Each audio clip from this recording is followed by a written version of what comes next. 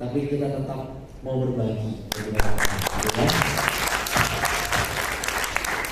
Nama saya nggak gimana? Oke, saya di bawah, oke? Yang atas oke? Saya di bawah nggak apa-apa? Kelihatan? Itu sensitif loh. Ini sensitif. Ya. Oke, saya mulai bisnis ini start 2012. Buat teman-teman yang baru, mungkin bingung, nanti ada beberapa bahasa yang masih nggak tahu itu apa. Ya udah, diikutin aja dulu, ditelan dulu. Nanti kalau kadang-kadang nggak tahu rasanya, ditelan pun nanti jadi sesuatu loh. Kira-kira begitu ya. Saya asli Surabaya, teman-teman. Enggak sih, saya kalau ketemu teman-teman Surabaya, saya ngomongnya keluarga besar saya Surabaya. Ya, saya 5 bersaudara, Pendowo 5, 4 semua lahir di Surabaya. Saya numpang lahir di Bandung, besarnya di Jakarta. Ya, jadi kalau ketemu orang Surabaya, saya orang Surabaya. Kalau ketemu orang Bandung, saya lahir di Bandung. Gitu ya. Kalau ketemu orang Jakarta, saya besar di Jakarta ya. Kira-kira gitu ya, ya biar bisa nyambung gitu ya. Tapi benar, ada saudara sepupu saya juga di sini, masih ada 2-3 keluarga dari saudara-saudara yang selebihnya udah pindah Jakarta. Gitu ya, kita melakukan perekrutan supaya mereka pindah Jakarta. Bisa bercanda ya. Oke, saya mau awali dengan gambar ini. Siapa yang udah makan malam? Belum. Bagus ya, biar lebih semangat. Jadi nggak bakal ngantuk karena lapar. Ya. Oke, ada yang tahu ini apa? Pangsit mie. Apa ini? Swekiao. Gambar pangsit. Gambar pangsit mie. Yang bilang ini gado-gado kemana? Ya. Ini cuy mie Malang. Cuy mie. Yang dari Malang katakan yes. Yes. Nggak ada ya. Oh disuruh dia kok angkat tangan. Ya. Yang dari Malang katakan saya. Yang Malang hidupnya katakan saya. Teman ini ya. Ya ini cuy mie Malang. Kenapa saya kasih gambar ini? Inilah background bisnis saya. Ya, sebelum saya memulai berpartner bersama dengan Prudential, ini yang saya lakukan. Yang pertama di tahun 2009, 2008, 2009, saya buka restoran cuy mie di daerah Kelapa Gading, Jakarta, ya Jakarta Utara. Jadi saya buka makanan Malang, gitu ya. Kalau ditanya, kok bisa jualan makanan cuy mie? Saya nggak mati akal, saya bilang karena oma saya keluarganya di Malang. Padahal saya nggak pernah ke Malang, ya. Saya buka ini, jadi bilangnya biar nyambung aja gitu ya.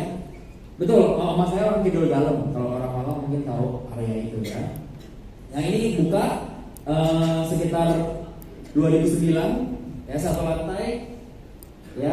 Foto yang kanan ini 2009 ya. Jadi foto yang kanan ini tujuannya hanya untuk kasih tahu bahwa saya itu orangnya nggak pernah ganti-ganti pacar, gitu ya. 2009 sampai sekarang menikah pun sama dia kan gitu. Ya, ini direkam soalnya, takutnya nyampe ke istri saya. Ya, okay. Ini restoran pertama, restoran kedua saya. Bukan restoran kedua sih, sebenarnya yang pertama itu pindah karena kita butuh tempat lebih besar. Jadi kapasitasnya naik jadi 90 orang. Nah, di tempat inilah saya ketemu dengan orang yang menjelaskan bisnis ini ke saya dan orang yang mementor saya sampai dengan hari ini. Boleh kasih tepuk tangan untuk Bapak Martinus Siang. Ya, Martinus, dia langganan saya 3 tahun karena dia juga orang Surabaya tulen, lebih tulen dari saya, gitu ya. Dia memburu makanan Jawa Timur. Ya, jadi di sini saya jualannya nggak cuma cuy mie, saya jualan gado-gado siram, saya jualan rujak cingur, saya jualan semanggi Surabaya, saya jualan kupang. Sidoarjo. Iya, Sidoarjo. Saya baru tahu dari Sidoarjo ya. Nggak tahu. Oke. Saya jualan kupang, saya jualan ayam kalasan. Ya mah, saya sebutin makin banyak biar makin lapar ya. Ada rawon, ada tahu campur, tahu tek pakai telur, cabai 2, gitu. Semuanya saya jual. Apa? Lontong balap. Nah, ada lontong balap. Mau apa lagi, Bu? Ada. Ya itu saya mulai jualan menu-menu yang lebih variatif, gitu ya. Dan karena menu-menu ini, Pak Martinus rumahnya tuh mungkin kalau dari sini Sidoarjo berapa? Sejam. 1,5? Pak Martin tuh kira-kira kalau macet ke rumah saya ke restoran saya 1,5 jam sampai 2 jam. Kalau macet. Makanya dia akhirnya memilih lebih sering hari Minggu. Hari Minggu dia datang itu sekitar hampir 45 menit. Kalau nggak macet, gitu ya. Dari rumah beliau. Ya, jadi beliau langganan saya restoran dengan maksudnya langganan loyal lah ya. 3 tahun berjalan tanpa pernah ngomongin bisnis, gitu ya. Memang dia datang untuk makan.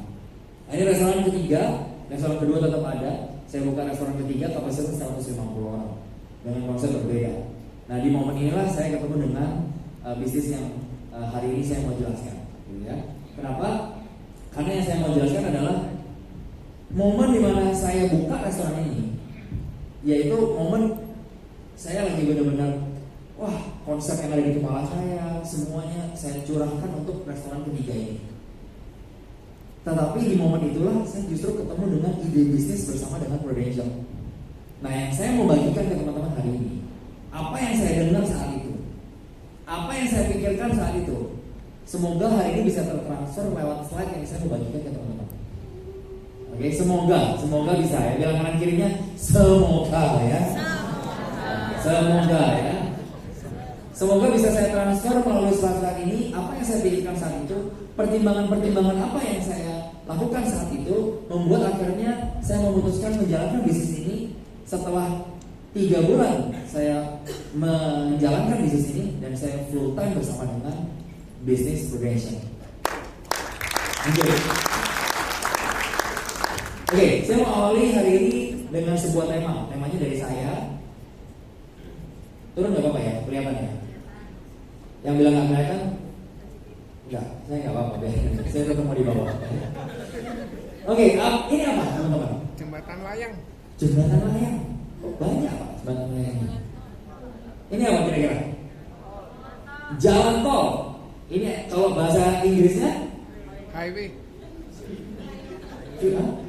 Swimming. Laper nih, berarti rawon bahasa Inggrisnya gitu kalian. Bahasa Inggrisnya highway. So hari ini namanya adalah highway to ultimate success. Oke, nanti saya jelaskan sepintas apa itu highway, apa itu ultimate success. Tapi tolong sebelum ini mulai, tolong di follow dulu. Saya cari follower ini. Tolong ya, please. Saya kurang loh followernya. Bisa ya. Oke. So highway to ultimate success. So highway. Apa karakter dari highway? Coba bantu saya. Karakter dari jalan tol itu apa, Pak? Jalan tol itu biasanya lebih cepat. Oke, apa lagi? Bebas hambatan, apa lagi? Tidak ada lampu merah alias bebas hambatan, apa lagi? Apa? Bayar. Pasti orang-orang yang mati. Oh, bayar. Apa lagi? Apa lagi kira-kira? Kalau jalan tol apa kira-kira? Tidak macet. Tidak macet. Apakah yang ada di jalan tol itu boleh mobil, motor, bajai semua boleh? Enggak ada. So khusus mobil gitu ya. Dan ini bayar, tadi udah ya. Nah, saya mau jelaskan sebuah ide hari ini. Ide ini sama, lebih cepat. Saya bilang lebih cepat. Bukan artinya ini kayak kita masuk terus tiba-tiba pindah ruangan gitu ya. Itu sesuatu yang instan. Tapi hari ini adalah sesuatu yang berproses tetapi lebih cepat. Itu yang pertama. Yang kedua, bebas hambatan. Hambatan dalam malam ini saya mau bagikan adalah hambatan bicara tentang sebuah resiko. Bahwa ide yang saya mau bagikan, ide yang sangat kecil bahkan hampir tidak ada sebuah resiko. Atau bisa dibilang bebas hambatan. Oke? Yang ketiga yang mau dibagikan adalah ide ini hanya bisa dijalankan oleh orang-orang yang memang masuk sebagai kriteria tertentu, yaitu mungkin kalau di jalan tol mobil doang gitu. Gak bisa tuh hal-hal yang lain. Nah, saya percaya kita ini adalah orang-orang yang punya potensi yang luar biasa. Bilang kanan kirinya, kayak potensi lu keren banget. Kayaknya potensi lu bagus. Malam ini kita lebih banyak memuji orang lain, gitu ya. Kita harus cari hal positif dari kanan kiri kita. Karena di luar sana mungkin banyak orang sekitar kita yang fokusnya sama hal-hal negatif. So khusus malam ini saya mau bilang sama teman-teman bahwa mulailah untuk melihat hal-hal baik dari kanan kiri kita. Setuju? Setuju. Oke. So ini highway. Jadi udah ya. Dan yang terakhir tadi bilangnya adalah bayar harga. Oke, di luar akan ada 10 mesin edisi. Ya setelah ini teman-teman buat no, bukan itu. Bayar di sini bicara tentang bayar harga atau bayar harga berdasarkan sebuah effort. Sebuah effort tertentu, sebuah usaha lebih. Kenapa? Karena bisnis ini sangat mungkin dilakukan pada saat teman-teman mungkin punya pekerjaan sebelumnya. Sambil saat ini punya pekerjaan. Mungkin teman-teman saat ini punya bisnis. Tapi bisnis ini mungkin untuk dijalankan, untuk dirintis bersamaan. Tetapi apa? Ada bayar harga. Mungkin yang biasanya kerja pulang jam 5, jam 6 sampai rumah, jam 7 bisa malam sama keluarga. Mungkin sejak tahu malam ini dan memutuskan untuk memulai bisnis ini, mana harus pakai waktu itu untuk keluar. Banyak orang bilang yang orang sukses, terutama para karyawan atau para pebisnis, terutama para karyawan, orang sukses ditentukan dari bukan jam 9 sampai jam 5, tapi jam 5 sampai jam 11 malam, jam 5 sampai jam 12 malam. Itu yang menentukan orang itu berbeda atau tidak dari ini. Ya, para karyawan katakan yes. Mau terlihat, mau terdengar, ya. Itu yang pertama. Poin pertama. Poin kedua yang saya mau bagikan adalah ultimate success. Saya langsung aja karena durasi video nggak lama. Ultimate success di sini bicara tentang sebuah kesuksesan. Nah, saya mau minta bantuan teman-teman. Kalau teman-teman setuju bahwa orang sukses adalah yang saya cantumkan di depan, nanti saya minta teman-teman tepuk tangan. Sekarang latihan dulu. 1, 2, 3. Oke ya. Kalau lebih semangat misalnya yang ditampilkan sesuatu yang lebih bergairah gitu, kira-kira tepuk tangan dulu. Kalau sesuatu yang lebih semangat lagi yang bikin wih gila banget itu gimana? Coba khusus yang belakang. Kalau yang lebih semangat gimana? Ya ini lagi pegang roti. Oke. Ya. Oke, yang pertama, sukses itu bicara jadi berkat buat hidup orang lain. Yang saya setuju boleh tepuk tangan. Yang kedua, sukses bicara tentang sebuah keluarga yang bahagia, baik keluarga orang tua kita maupun keluarga kita, keluarga kecil kita. Itu dinamakan sukses. Oke, lanjut ya. Sukses bukan tentang main golf ya. Sukses bahwa pada saat kita menjalankan hobi, pikiran kita itu tenang. Itu sukses yang benar-benar enak gitu. Betul nggak? Lagi main golf, lagi mancing ke tengah laut, tiba-tiba di telepon, Pak, ini ada yang nanya, barang ini harganya berapa? Gimana? Itu perlu dipertanyakan. Ya, sukses itu bicara kita bisa mendapatkan sebuah penghargaan terbaik bagi hidup kita. Apa yang kita lakukan itu dihargai, apa yang kita lakukan itu diberikan sebuah reward, gitu ya. Itu bicara sukses juga. Sukses bicara punya mobil idaman. Makin kenceng ini ya, hati-hati konsumtif ini. Tapi boleh ya. Kasihlah reward ke diri kita. Ya. Belilah mobil yang teman-teman memang benar-benar inginkan.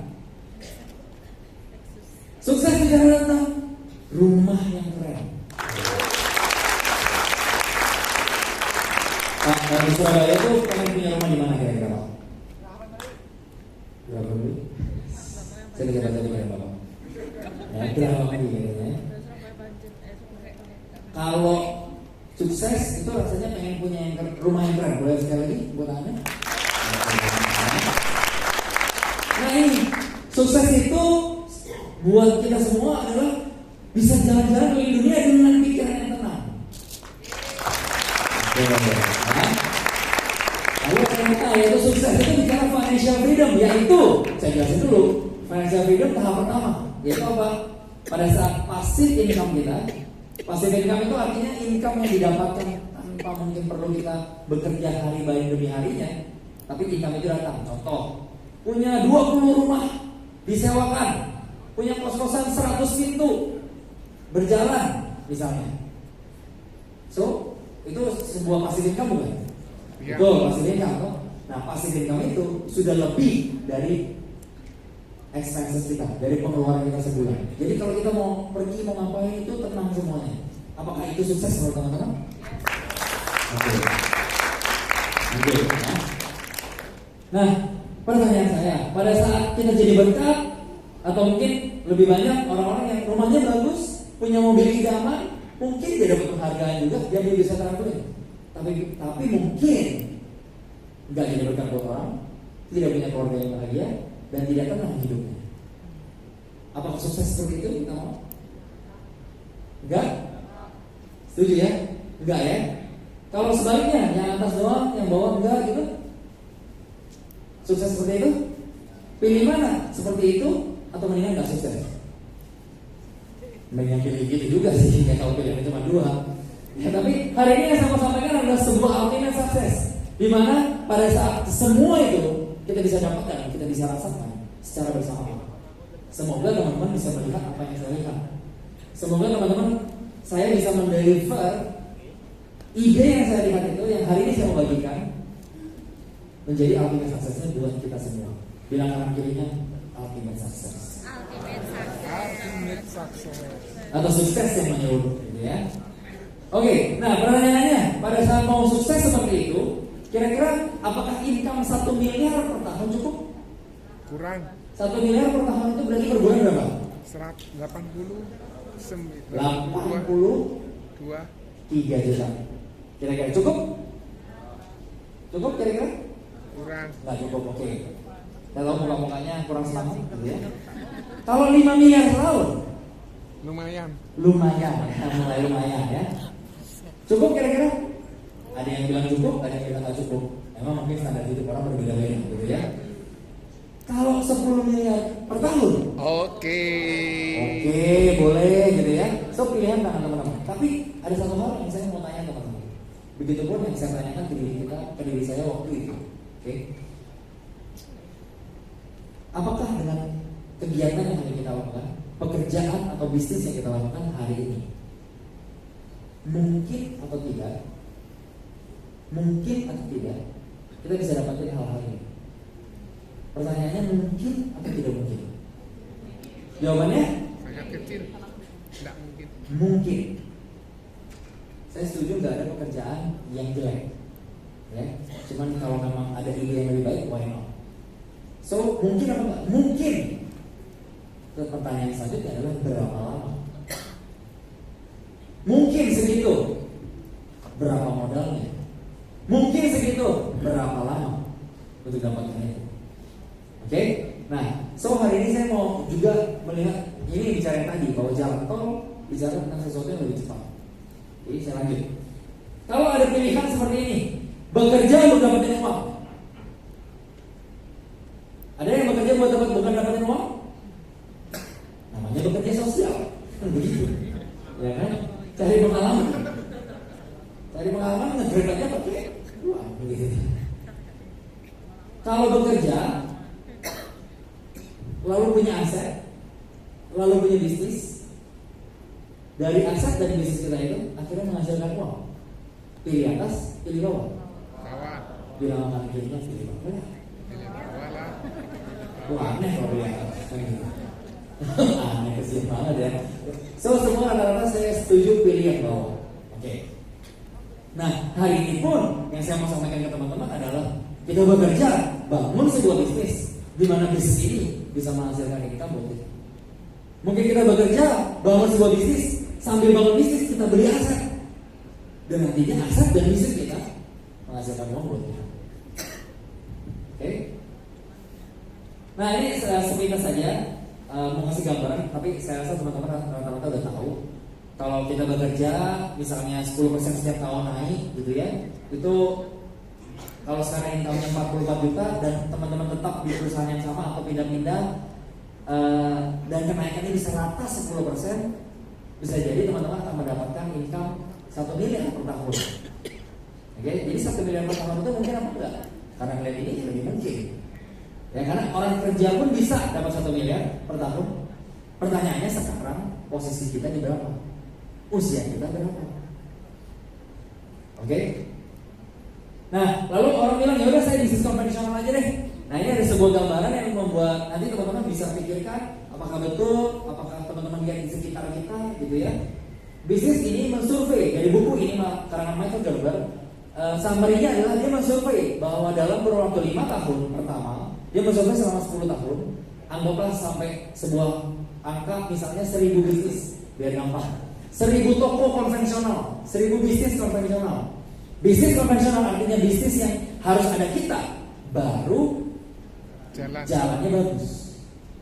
Oke, saya punya satu leader, ya sebelumnya punya restoran, ya tipe restoran dia lah, gitu ya. Demam berdarah 7 hari, omset turun 40%. Makin demam dong, makin demam dan makin berdarah kan, gitu ya. Di survei ini dalam 5 tahun pertama dari contohnya misalnya angkanya 1000, dari survei ini dari 1000 bertahan hanya 20%. Artinya berapa? 200. Misalnya 1000 angkanya bertahan 200. Di 5 tahun kedua dari 200 itu yang bertahan hanya 20%. Artinya berapa angkanya? 40. Oke, so dalam buku ini bilang bahwa bisnis konvensional itu bertahan hanya 4% dalam kurun waktu 10 tahun. Oke, mungkin teman-teman nanti Jenny cerita ya di pasar. Dulu kan jualan cici pasar, begitu cici pasar. Saya cici bakmi, rokok bakmi. Itu cici pasar kan gitu. Pasar boneka, gitu kan. Nah, so menurut teman-teman apa tantangannya bagi bisnis konvensional ini? Apa tantangannya kira-kira? Coba tanya. Apa Pak? Kira-kira apa Bro? Kenapa bisnis konvensional itu kayak gitu? Persaingan, apalagi? Modal, apalagi? Apa lagi? Hah? Tren. Oke, apa lagi? Ini mulai makin kedinginan, ini mungkin makin beku. Saya bantu ya. Tantangannya adalah kurang modal, kurang pengalaman. Lalu resiko yang tinggi, perang harga dari disampaikan. Cash flow. Siapa yang pernah bisnis? Nggak usah angkat tangan lah. Siapa yang pernah bisnis? Dan siapa yang pernah tahu bahwa bisnis itu nyawanya di cash flow, terutama bisnis-bisnis yang terkait trading lah, mungkin kita ada piutang, mungkin kita ngutangin orang lain, gitu ya, kira-kira begitu ya. Pajak, mungkin sebagian teman-teman yang ngalamin bayar benar salah, bayar salah juga, gitu kan. Ya mungkin gitu ya. Semoga pajak makin ke depannya makin baik, gitu ya. Nah SDM, ya ada teman-teman bilang, wah ini ganti lagi gitu ya. Atau problemnya mungkin di support system. Gak ada sebuah sistem yang baku yang membuat siapapun menjalankan itu bisa sukses. Contoh, saya jalanin, tapi saya udah